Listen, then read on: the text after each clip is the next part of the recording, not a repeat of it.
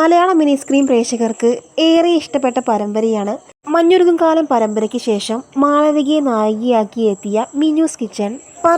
പരമ്പരയിലെ ഓരോ കഥാപാത്രങ്ങൾക്കും ഇന്ന് ലക്ഷക്കണക്കിന് ആരാധകരുണ്ട്. എന്നാൽ ഇപ്പോൾ പരമ്പര അവസാനിക്കാൻ പോകുന്നു എന്ന ദുഃഖവാർത്തയാണ് പുറത്തു വരുന്നത്.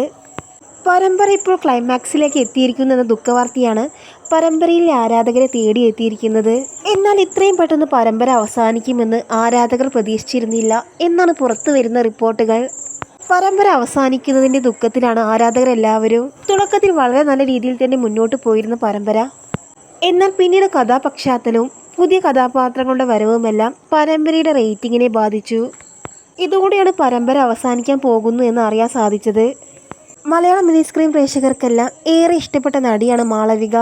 ഫ്ലവേഴ്സ് ചാനൽ സംപ്രേഷണം ചെയ്തിരുന്ന മഞ്ഞിൽ വിരിഞ്ഞ പൂക്കൾ എന്ന പരമ്പരയിലൂടെ ലക്ഷക്കണക്കിന് ആരാധകരെ നേടാൻ മാളവികയ്ക്ക് സാധിച്ചു.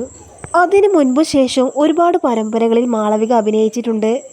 മഞ്ഞിൽ വിരിഞ്ഞ പൂക്കൾ എന്ന പരമ്പരയ്ക്ക് ശേഷം താരത്തിനെ തന്നെ നായികയാക്കി എത്തിയ പരമ്പരയാണ് മിന്നൂസ് കിച്ചൺ.